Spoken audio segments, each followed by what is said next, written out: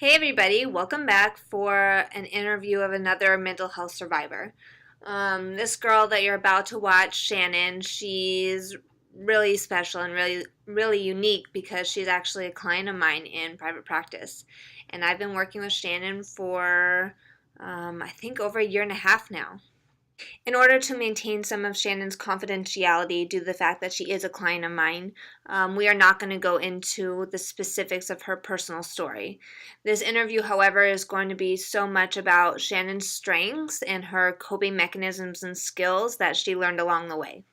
So she's going to reflect on some self-care, some positive habits of self-affirmation, mindfulness, how she made it through, and really how much she values therapy and what that has meant to her in her life.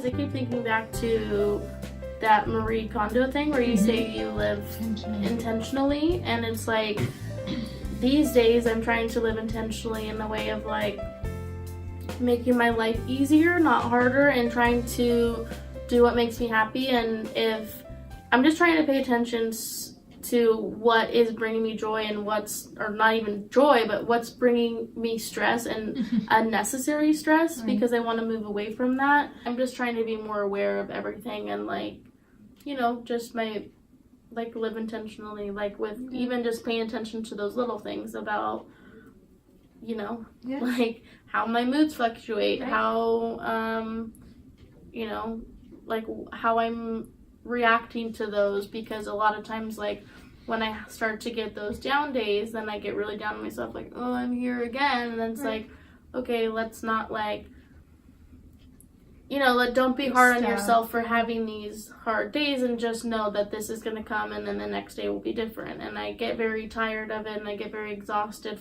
I don't know, I mean, I think everyone's capable, but some people maybe just don't have that fight in them to want to change or want to deal with that stuff, because it sucks. Like, I mean, I've told you that 1,000 times before. There's so many times I was like, I don't want to go to therapy, but I did it because I felt better after I left it, or it was my one time where I felt like when, you know, my weeks were getting so long and I was like, oh my God, I can't go another day, because I wasn't talking to anyone and I was isolating so much that therapy was my only outlet. And so it was like I had to face those things. I had to like, you know, come in here, and then you would be like, okay, well, let's question that a little bit. And I was like, but I don't want to, but I could, you know, you can't avoid it.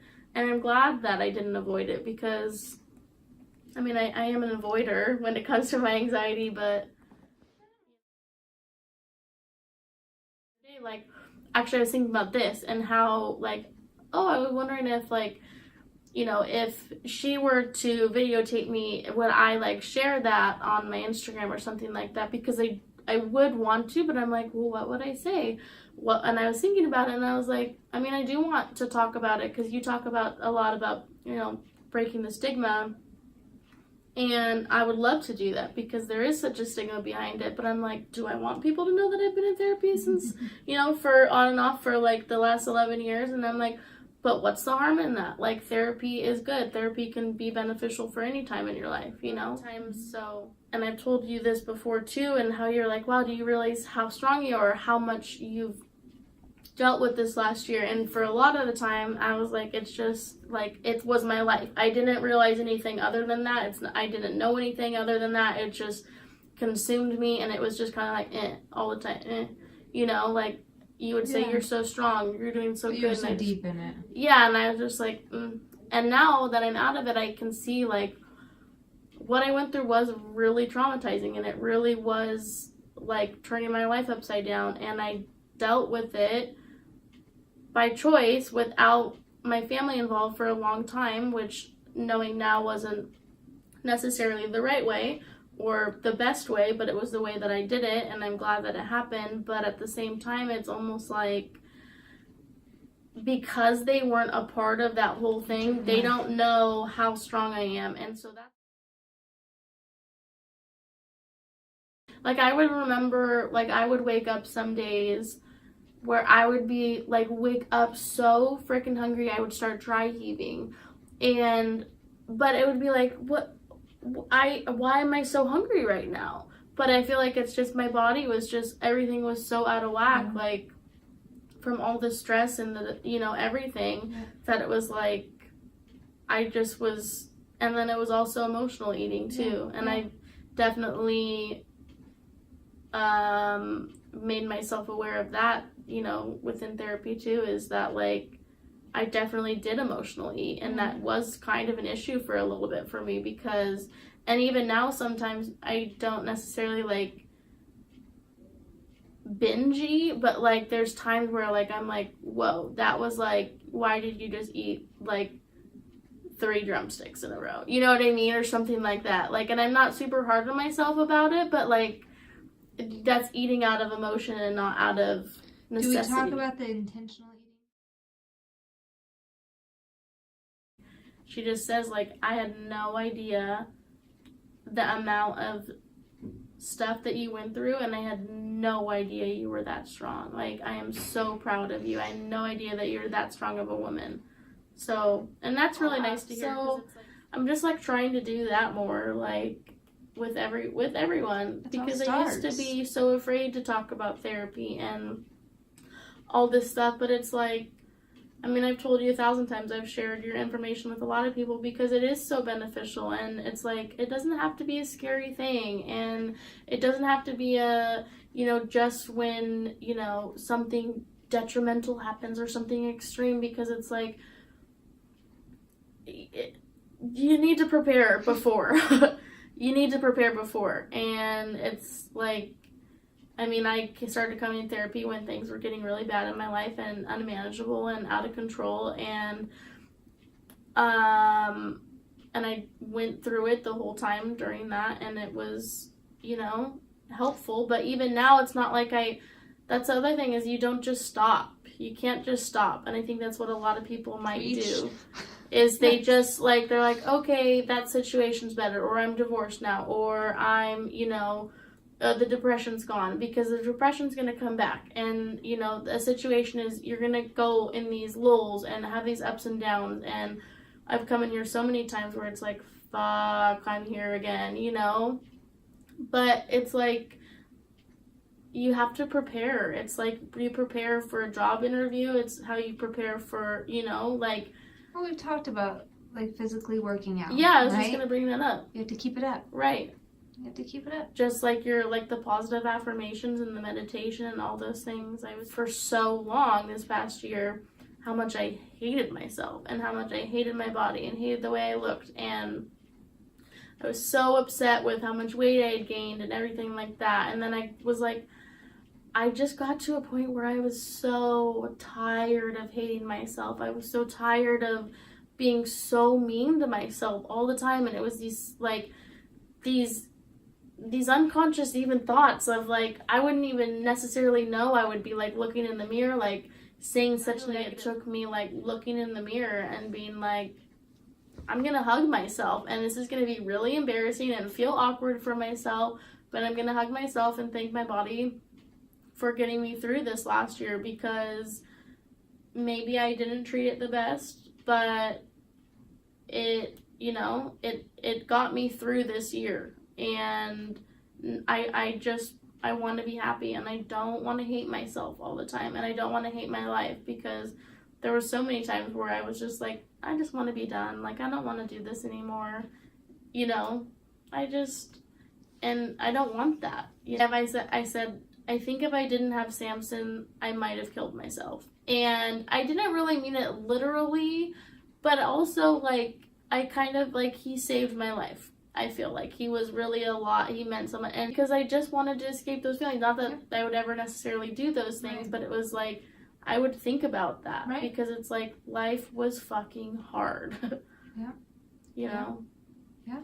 right? Right. These feelings and the consistency and pattern of feeling these things over and over again, the body shuts down, right? Because with those feelings being so intense, you're constantly in fight or flight mode. Right. Right? And your body shuts down. Yeah.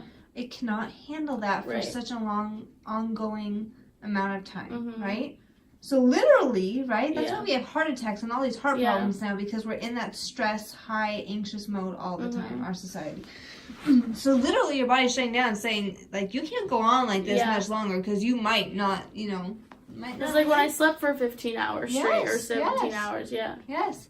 Another thing I was thinking, I was watching Jim Carrey, a YouTube video he has. He said depression means deep rest, right? Because your body has been in this such high, intense emotional state for so long. Yeah. Depressed is telling you your body needs deep rest. Your 15 hours. Yeah. That's freaking crazy. Right? You need a break. Yeah. Your body needs a break from all of it. Wow. So it's kind of cool because if you reframe it in that way, if you're struggling with depression, right? Your body's, it's almost like a wake up, like, hello, like too much, take a break. Like, take a breather, time to calm down a little. So reframe it as kind of a positive. Yeah, like, that is it's a just cool a way to wake look up at call. it. Like, hey, too much, need to take a step back. Right.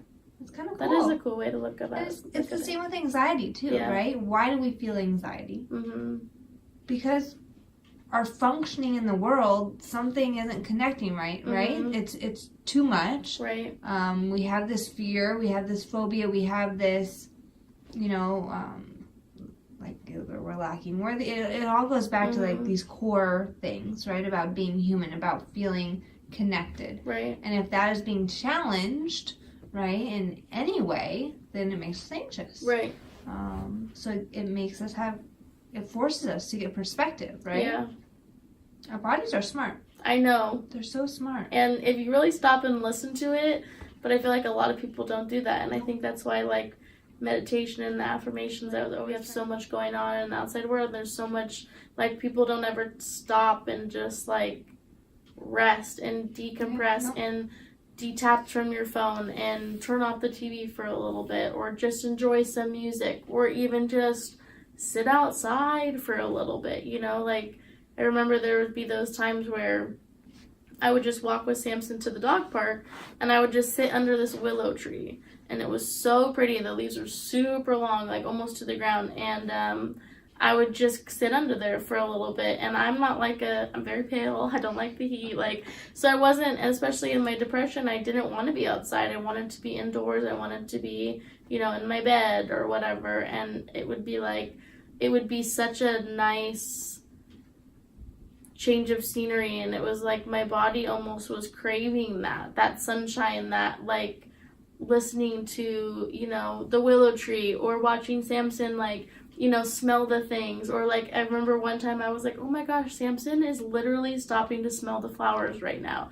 Because there was like these little purple flowers in the ground, and he was stopping to smell them, and I was like, oh my gosh, he's literally stopping to smell the flowers right now. Like, if that's not like a sign from the freaking universe, I don't know what is. Like, just, try and enjoy the little things, and I would see the joy that it brought him, and then it would bring me joy. Because it was like, okay, well, if I'm not going to find joy in anything right now in my life, at least maybe I can help him find joy. Right. And then that ended up making me happy to see him like that. Yeah. So, yeah, I don't know. Yeah. And with that depression, I think listening to it, right? Listening to our bodies, listening to the anxiety, listening to these signs. I think Jim or someone else I was listening to today said, with depression, with any of these mental illnesses, so often it rains, right? And we get soaked and we sit in the flood. Oh, yeah. Right? But when you learn to, depression might be on and off for a lifetime, right? Right. But when you learn to manage it and realize that it's separate from you, right? You can rain, it can rain and you can walk through the storm and you get wet, but then you dry. Like, this last year for me was a frickin' hurricane. It was like I feel like my whole life was crumbling around me, but it was like almost just to clear the path to be like, guess what? Life doesn't have to be this hard. Things don't have to be this hard. You can still be happy. And I think that depression is something, and anxiety is something that I'll always deal with, just because I think genetically and everything like that, and that's okay. But just like you were saying, you can separate it and also learn to manage it. And I think so many people don't want to take the time, or they don't know how. And I think that was so important for me, is starting therapy at such a young age. Learning to be like conscious of my feelings and talking to someone and being open to talking to someone about your feelings, because it's like life is fucking hard. And you always say that saying about how, you know, you expect your partner to be your everything almost, and rather than back in the day when it was more of a community, and a community helped with the family, and now we kind of put it all on one person, or you put it all on yourself, and it's like, that's not manageable. You can't do that. And I mean, you're meant to connect. You're meant to connect. And it's just like that saying that I love, that I related to for so long, is that you don't heal in isolation, you heal in community. And it was only until I started opening up in here was from the beginning, but opening up to my family and to my friends, and sharing with them my struggle with what had been going on in my marriage and what had been going on in my life and my feelings and stuff. And it's, being vulnerable is hard. It's really hard. And I remember I was like, Nicole, I don't want to say that. I don't want to do those things.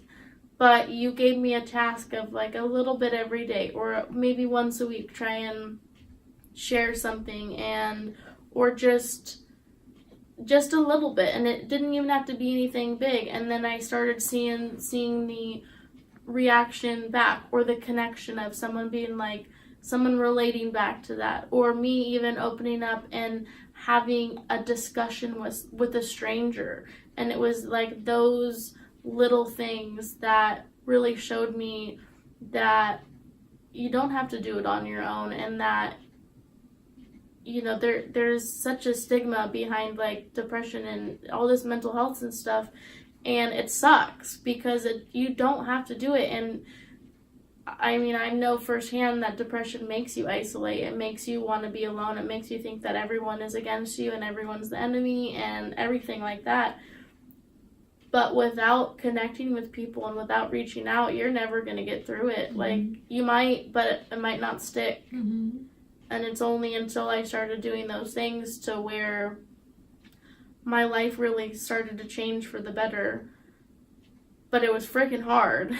It was hard, and it sucked. And it was like, I know I told you for a long time, I was like, I'm just going to fake it till I make it. You know, be this bubbly person when inside I'm crying, and I hate my life, and I hate myself, and I feel like crap, and but I'm just going to fake it till I make it. And I just did that for long enough to where... And it's so funny because thinking about that more, and your ability to do that, for some people with depression and doing that, I think they feel isolated more. Right. Because now they're living kind of these two separate lives, right? On the outside, they're bubbly and they're faking it till they make it, and no one sees what's going on inside. But I think you had a very different approach. I did, because I was still open about... I was not hiding my life. I was very open about my situation.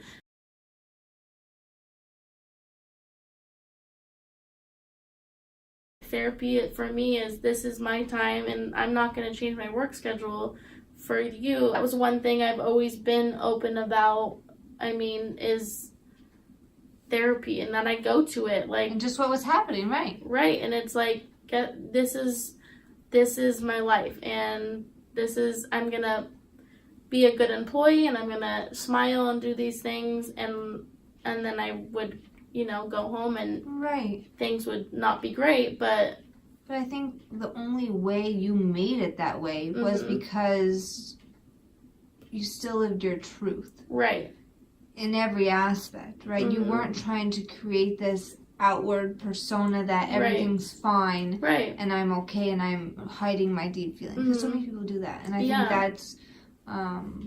think that's what gets you, right? Sometimes, because it feels so isolating. Then, like Robin Williams and all these people who on the out, and Jim Carrey, who feel like I'm creating this person, this facade of a person where I'm making people happy, right? I'm bringing them joy, and I look like the person that will always and can always do that. Right. But deep inside, those aren't my own feelings. Right. And there's such a distinct separation.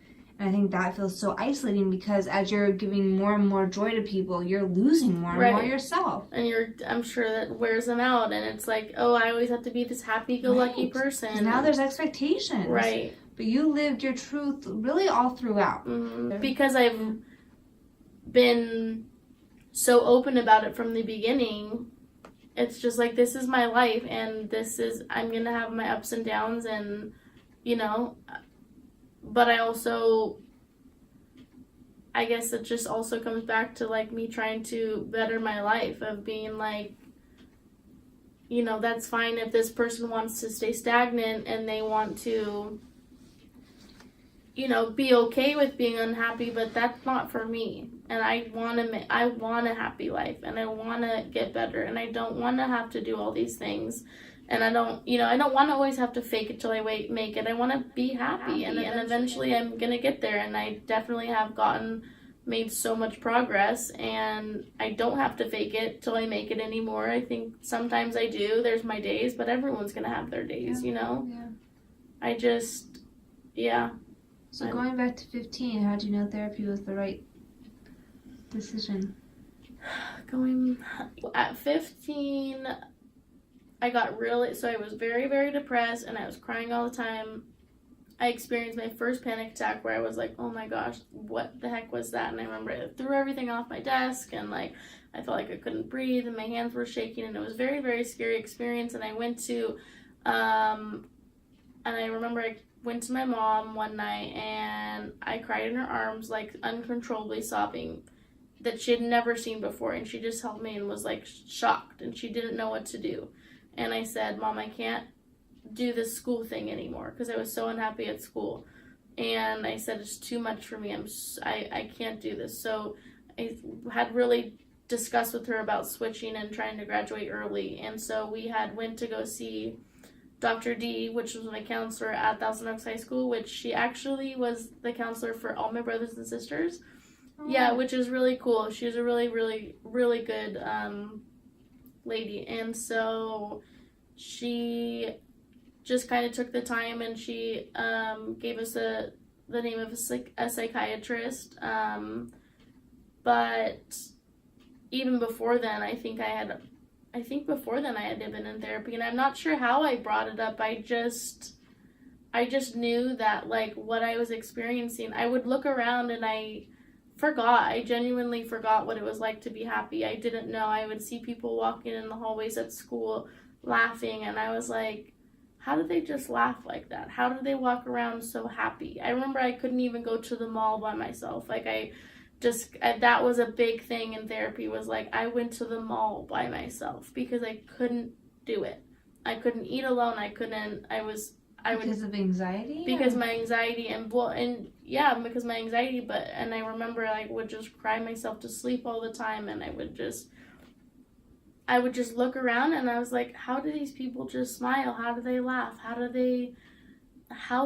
is it so happy? And I'm not really sure. I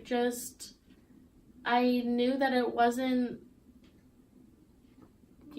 typical. Yeah. I don't know. I'm not really sure.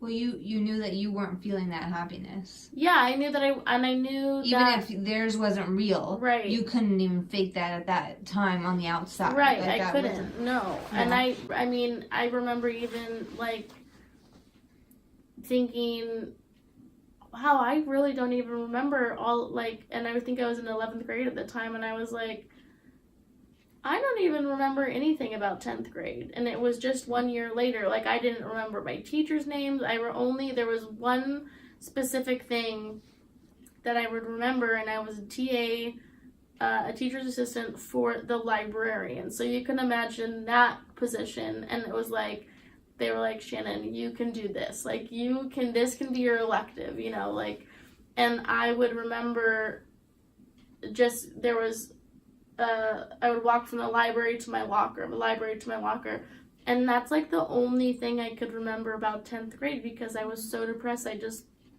had blocked it all out. And that alone was shocking to me. And then just kind of when I finally went to see a psychiatrist, kind of doing the initial evaluation and having to look at, like, you know, have you ever felt like how, you know, what age do you think you first experienced this? What, you know, this is what anxiety is. Because I didn't know what anxiety was for a long time. I didn't know that, like, getting all hot and sweaty, or my hand shaking, or me blushing so bad, or, you know, the pit in my stomach, or like the feeling when you're on the elevator and your stomach drops. Like, I would get that all the time, and I didn't know what that was. Right. Until, I guess, you know, therapy, and then the initial evaluation with the psychiatrist, and then learning kind of about just the family dynamics, and, you know, how the family, they, you know, it's like looked at as an ecosystem, and if one person is out of whack, then it kind of throws everyone out of whack. And, like, yeah, I mean, because everyone has their own battles that they don't talk about, and I think for some reason everyone in my family thinks I'm the baby of the family, but maybe I'm the baby of the family that's, you know, made this garden grow. Made you know, people realize that, you know, vulnerability is courage. Vulnerability is courage, and it doesn't have to be so scary.